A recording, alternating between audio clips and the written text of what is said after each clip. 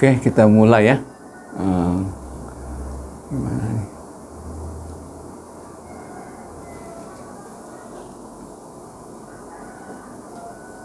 Iya, oke. Kita mulai dengan belajar ya. Ini saya hadapkan kepada headset supaya dia bisa lihat ya. Oke. Kita berdoa. Allah Bapa kami yang bertahta kekal dalam kerajaan sorga, pada sore hari ini kami mau belajar firman-Mu. Kami mohon Roh-Mu menaungi kami, ampuni dosa kami dengan darah Yesus. Kuduskan kami, dalam nama Yesus kami berdoa dan berterima kasih. Amin. Pintunya boleh ditutup, Derin. Kita belajar pelajaran ke-8 ya, halaman 53. Tentang jaminan keselamatan. Keselamatan itu di dalam Alkitab itu merupakan pemberian Tuhan. Apa itu keselamatan? Hadiah dari Tuhan kepada manusia. Karena manusia kebanyakan percaya bahwa mereka berbuat baik bisa diselamatkan. Sama sekali tidak. Paham? Jadi kita hanya bisa diselamatkan oleh Yesus. Yesus itu artinya Tuhan, juru selamat kita. Paham? Manusia yang sudah jatuh dalam dosa tidak dapat menyelamatkan diri sendiri. Karena manusia kan mati kan? Bisa nggak manusia mencegah dirinya tidak mati? Tidak bisa. Atau bisakah manusia yang sudah mati kita panggil supaya hidup untuk dihidupkan, diselamatkan? Nggak bisa. Jadi keselamatan itu diberikan oleh Allah pada manusia. Nah, di sini ada 10 deskripsi. Saya tambahkan dari 8. Yang pertama, keselamatan itu adalah dosa kita diampuni. Itu Mazmur 103:3. Kemudian dikatakan di sini penyakit rohani kita disembuhkan. Mazmur 03 ayat 3. Kemudian dosa diampuni, itu Yesaya 118 di halaman 53. Ini penting ya. Sekalipun dosa kita itu merah seperti kirmiji, akan diputihkan seperti salju. Kemudian yang kedua, dosa kita itu sudah dihukum dan dihakimi di dalam salib Tuhan Yesus Kristus. Itu penting ya. Dosa harus dihakimi, harus dihukum. Hukuman dosa itu apa? Apa hukuman dosa? Mati. Dosa kecil, dosa besar itu membawa maut. Jangan kamu anggap, oh berbohong itu enggak apa-apa. Berbohong itu dosa. Dan akibat dosa apa? Kematian. Ingat ya. Jadi yang kedua, dosa kita sudah diadili, dihakimi, dan dihukum di atas salibnya Yesus. Kenapa begitu? Yesus ada dosa tidak? Tidak ada. Kenapa dia mati? Karena dosa saya dan dosa kamu. Itu dapat kamu lihat dalam Roma 3:23 dan Roma 5 ayat 9. Ya. Kita dibenarkan oleh darahnya, kita pasti akan diselamatkan dari murka Allah. Ingat ya, dosa membawa murka Allah. Nah, kemudian apa buktinya kita sudah diselamatkan? Yaitu kita sudah dilahirkan kembali. Lahir kembali itu dilahirkan dari atas. Nah, Titus 3:5. Pada waktu itu dia telah menyelamatkan kita bukan oleh perbuatan baik yang telah kita lakukan, tetapi karena rahmat-Nya, oleh permandian kelahiran kembali dan oleh pembaharuan yang dikerjakan oleh Roh Kudus. Nanti saya akan jelaskan ya. Keselamatan itu peran dari Allah Tritunggal. Bapa memilih, Putra mati, menebus, Roh Kudus mendorong kita supaya kita percaya Yesus. Nah, halaman 54. Tuhan Yesus berkata kepada Nikodemus, sesungguhnya jika seorang tidak dilahirkan dari air dan roh, nah air ini lambang dari firman Tuhan, ia tidak dapat masuk ke dalam kerajaan Allah. Yohanes 3:5. Kemudian yang dilahirkan kembali disebut sebagai ciptaan baru. Sebagai apa? Ya. Siapa yang di dalam Kristus, dia adalah ciptaan baru. Yang lama sudah berlalu, sesungguhnya yang baru sudah datang. Di dunia ini hanya ada 2 golongan manusia. Satu di dalam Adam. Semua yang tidak percaya Yesus di dalam Adam. Kalau yang sudah percaya Yesus bukan di dalam Adam, tapi di dalam Kristus. Di dalam apa? Kristus. Nah, kemudian istilah lain dari diselamatkan adalah keluar dari kegelapan menuju kepada terang. 1 Petrus 2 ayat 9. Ingat ya. Dia telah memanggil kita keluar dari kegelapan kepada terangnya yang ajaib. Bagaimana cara Allah memanggil kita? Dengan Injil. Dengan apa? Dengan Injil. Ya, percaya Yesus sudah mati untuk dosa kita, sudah dikubur, sudah bangkit, menampakkan diri, itu dipanggil secara eksternal. Kamu dengarkan kata-kata manusia itu secara eksternal. Kamu mengajar anak tentang Yesus, itu belum cukup. Harus ada Roh Kudus yang membuat dia percaya, baru dia diselamatkan. Panggilan internal. Kalau eksternal kita lakukan, kalau internal siapa yang lakukan? Roh Kudus. Jadi dari gelap menuju kepada terang juga dijelaskan di Kolose 1 ayat 13 dan 14. Nah, kemudian dalam Yohanes 5:24, jadi kita yang diselamatkan sudah dilepaskan dari kematian, pindah ke dalam hidup yang kekal. Jadi dari maut pindah kepada kehidupan, dari gelap pindah kepada terang. Ingat baik-baik ya. Nah, kemudian yang keenam, keselamatan itu kita dibebaskan dari kutukan. Dari apa? Kamu percaya nggak di dunia ini dunia yang terkutuk atau dunia yang berbahagia? Terkutuk atau berbahagia? Derin. Apa saja yang membuat kita mengatakan dunia terkutuk dalam Kejadian pasal 3? Apa saja yang sudah dikutuk Tuhan sampai sekarang masih tetap terkutuk? Kalau tidak percaya Yesus, apa? Yang pertama, ular dicabut kakinya. Ya kan? Yang kedua, kaum Hawa, kalau hamil akan sangat susah, melahirkan sakit, bahkan ada yang melahirkan sampai ibunya mati. Namanya Rachel, waktu melahirkan putra yang terakhir yang bernama Benyamin. Yang ketiga, siapa yang dikutuk lagi? Kaum pria. Kutukan pria itu apa? Apa? Mencari nafkah harus berkeringat. Keempat, apa yang dikutuk? Ingat loh, kita diselamatkan, kita dilepaskan dari kutuk loh. Kutuk apa saja? Ada 7 kutuk loh. 7 kutuk. Kutuk keempat apa? Tanah. Di Taman Eden, semua makanan tumbuh otomatis. Setelah diusir dari Taman Eden, semua harus ditanam dengan susah payah, karena tanah hanya menumbuhkan semak dan duri. Sudah 4. Yang kelima, apa kutukannya? Pada satu saat manusia pasti mati. Yang keenam apa? Di Menara Babel, bahasa. Kamu tahu nggak di dunia ini ada berapa bahasa? Yang lisan dan yang sudah ada tulisannya. Ada 6.000 loh bahasa loh. Orang Dayak saja punya 100 macam bahasa. Orang Dayak, bahasa Iban, bahasa Mualang, bahasa Kayan, bahasa Ahe. Di Jawa ada bahasa 3 yang besar. Apa saja? Jawa, Madura, dan Sunda. Bali bahasanya lain. Sumatera ada bahasa Padang, ada bahasa Batak. Batak juga macam-macam. Ada Batak Toba, Batak Mandailing, Batak Pak-Pak, Batak Simalungun, beda-beda. Irian, 300 bahasa.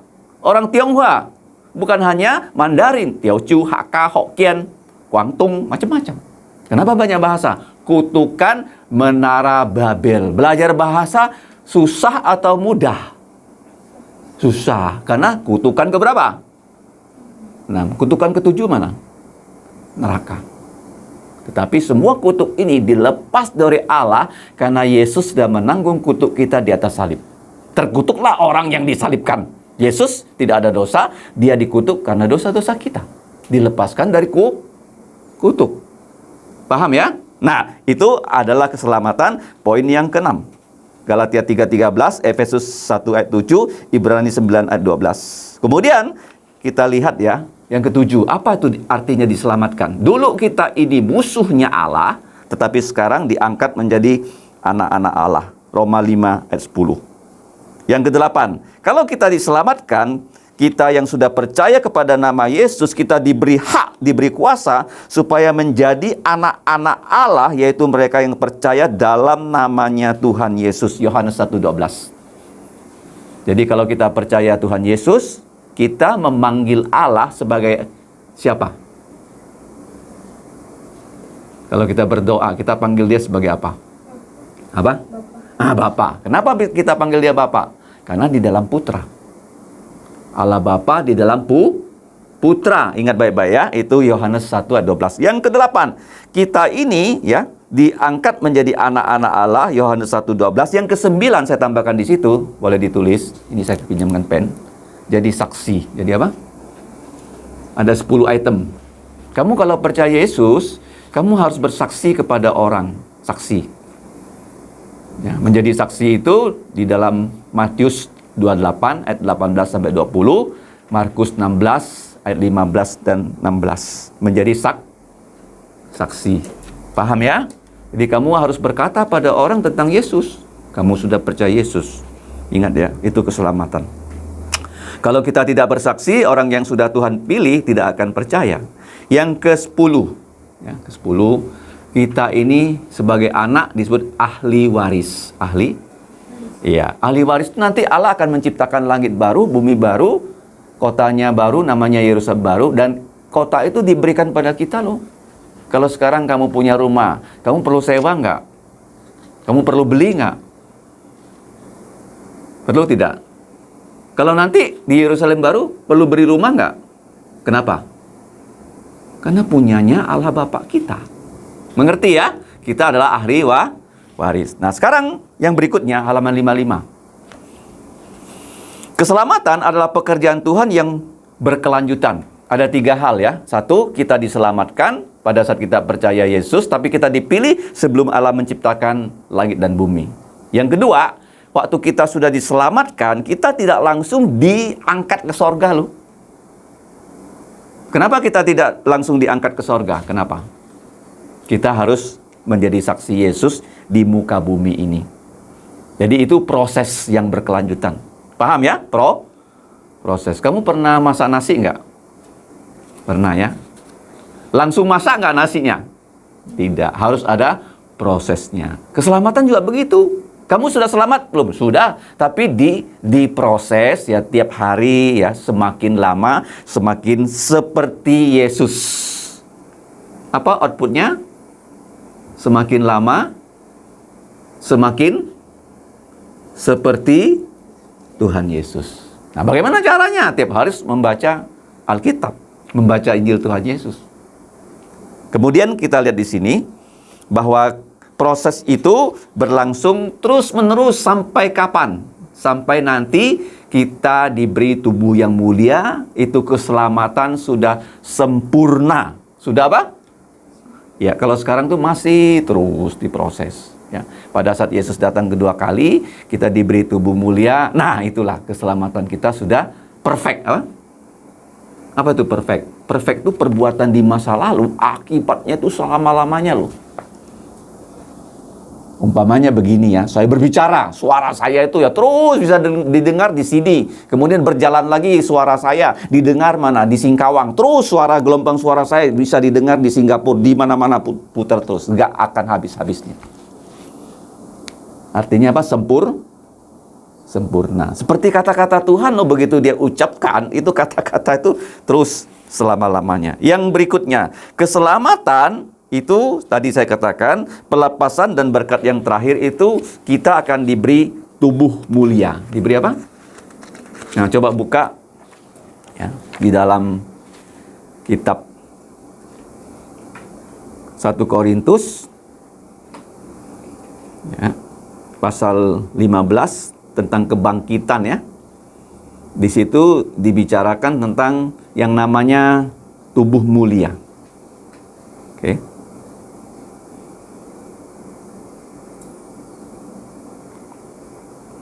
Nah, kalau kita melihat tentang kebangkitan tubuh dari 1 Korintus pasal 15.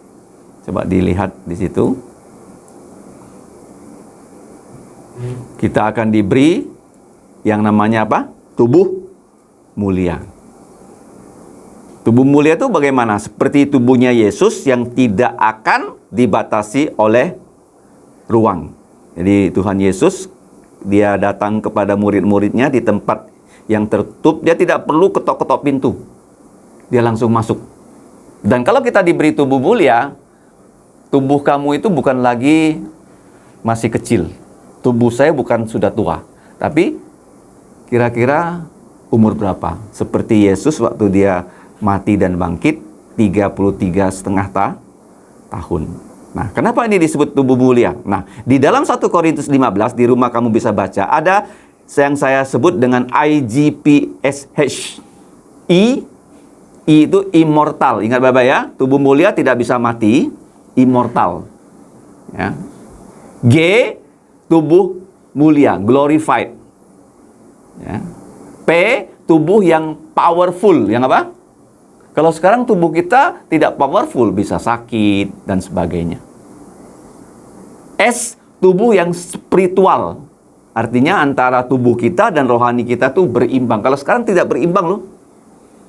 Roh kita mau, tapi tubuh kita lemah. Yang ketiga itu adalah, yang pertama immortal, yang kedua itu adalah glorified, yang ketiga itu powerful, yang keempat itu spiritual, yang kelima itu heavenly, tubuh yang surgawi. Ingat nah, tubuh kita sekarang tuh kalau mau dibawa ke sorga nggak bisa loh, sampai di angkasa langsung pecah. Tubuh kita ini kalau dimasukkan ke laut, kena tekanan air, pecah juga, nggak cukup kuat. Tapi tubuh Yesus yang sudah bangkit dari kematian, dia bisa naik ke sorga. Bisa apa? Tubuh yang sorgawi. Yang apa?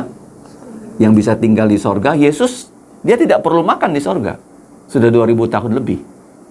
Perlu makan nggak dia di sana? Nggak perlu kan? Tapi bisa makan nggak? Kenapa bisa makan? Untuk apa? Untuk sukacita. Jadi 1 Korintus 15 ini jangan lupa ya.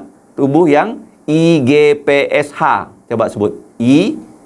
IGPSH. I, immortal, tidak bisa mati. G, glorified. P, powerful. S, spiritual. H, heavenly. Tubuh yang surgawi. Bukan yang duniawi seperti sekarang. Ini tubuh duniawi. Bisa sakit, bisa luka, dan sebagainya. Bisa berdosa. Ingat ya, 1 Korintus pasal 15. Ini janjinya. Nah, sekarang kita lanjutkan pelajaran kita. Oke. Halaman 56.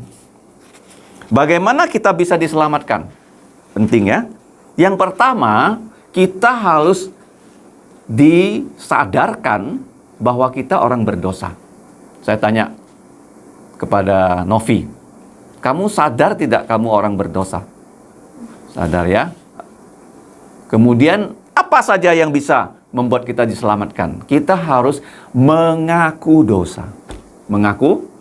Iya. Apa itu mengaku dosa? Kalau di pengadilan orang mengaku dosa pasti dihakimi dan dihukum. Tetapi kalau di hadapan Yesus kita mengaku dosa, bagaimana? Ya, kenapa bisa diampuni? Karena Yesus sudah dihakimi dan dihukum. Itu bedanya loh. Oh, kan? Jadi kita mengaku dosa karena kita sudah berbuat dosa, tidak ada seorang pun yang benar, kita harus mengaku. Makanya dalam doa Bapa kami, ampunilah akan kesalahan kami seperti kami mengampuni orang yang bersalah pada kami. Selalu dalam setiap doa. Dan jangan lupa loh, bagaimana dosa bisa dihapus? Dengan darahnya Yesus. Bukan dengan perbuatan baik yang dipercaya oleh seluruh agama kecuali agama Kristen. Semua agama percaya kalau berbuat baik bisa mengimbangi perbuatan jahat. Mereka tuh pikir begini loh, Tuhan tuh punya timbangan. Kalau perbuatan baik kita itu lebih banyak, perbuatan jahatnya lebih sedikit, begini timbangannya, maka orang tuh boleh masuk surga. Betul? Nggak bisa.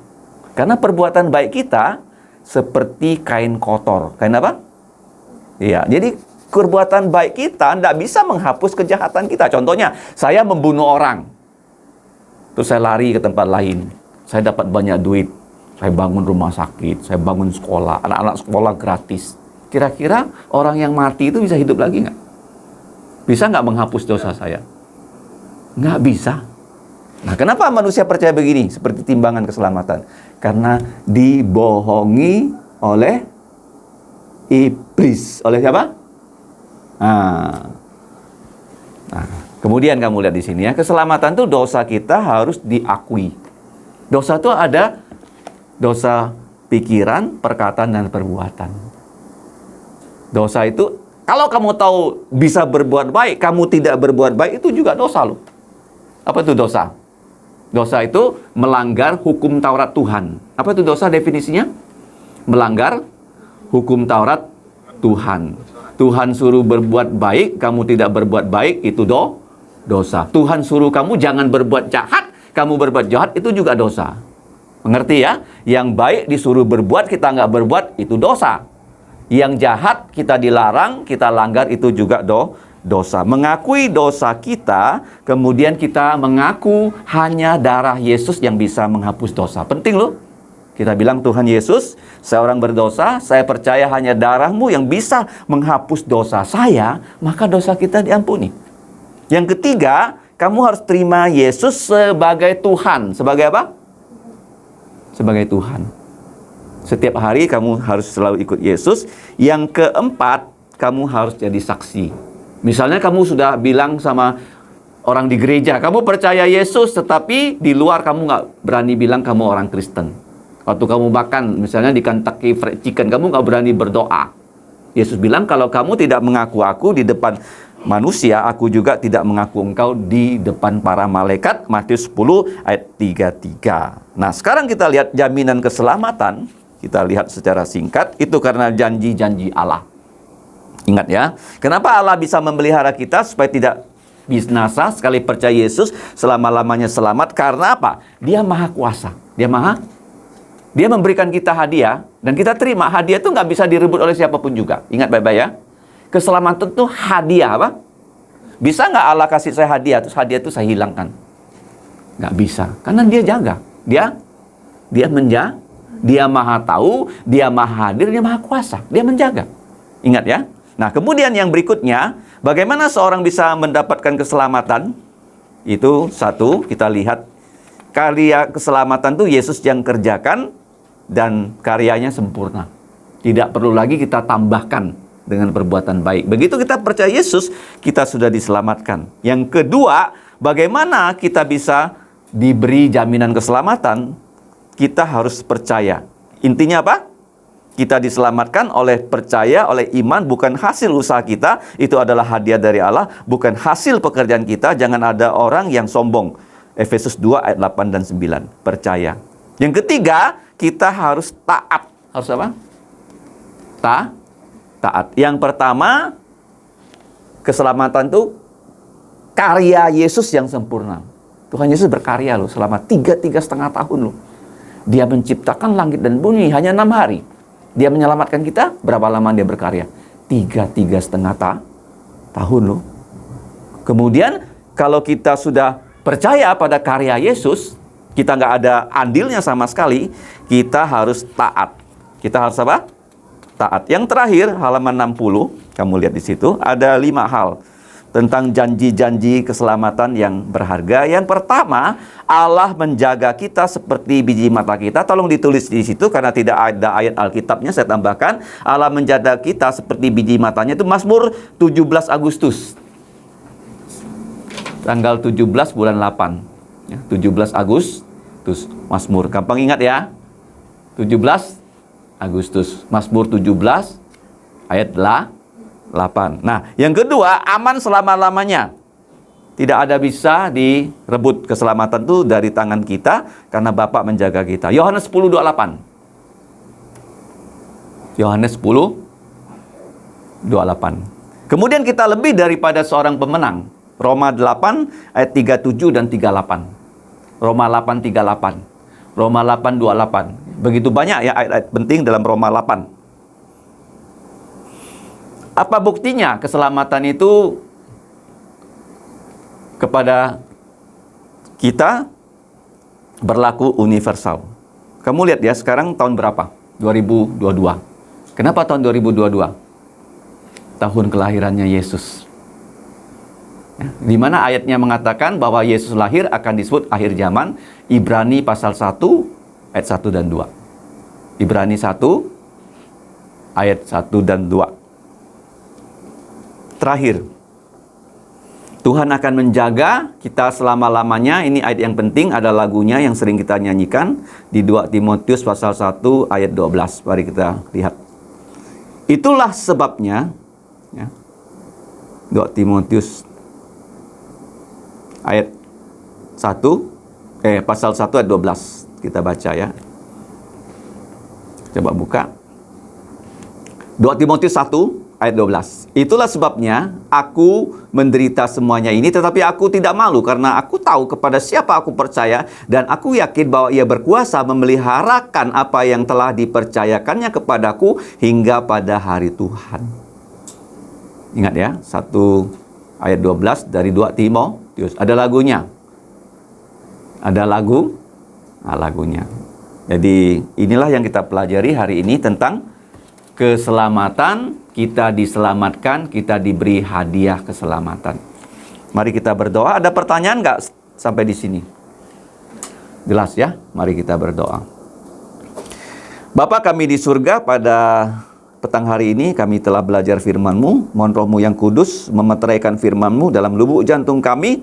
Kami mau menjadi murid Yesus yang terus-menerus belajar, bertumbuh dalam iman pengharapan kami kepada Tuhan Yesus Kristus. Ya Bapa, kami tahu kami orang berdosa, mohon ampun atas dosa kami, mohon dengan darah Yesus hapuskan semua pelanggaran kami. Kami serahkan untuk pelajaran kami di sore hari ini, khususnya yang tidak dapat hadir, yaitu Rio dan Yunika. Engkau menyertai mereka. Kami juga berdoa untuk El Hesed yang belajar secara online dari Jakarta. Engkau juga menolong dia untuk memahami pelajaran ini. Kami serahkan hidup kami selesaikan pelajaran ini, kiranya nama-Mu dimuliakan. Demikianlah doa kami Bapa, dalam nama Tuhan Yesus, kami berdoa dan mengucap syukur. Amin. Oke, set. Bye. Bye-bye. Bye. Tolong AC-nya ya dimatikan.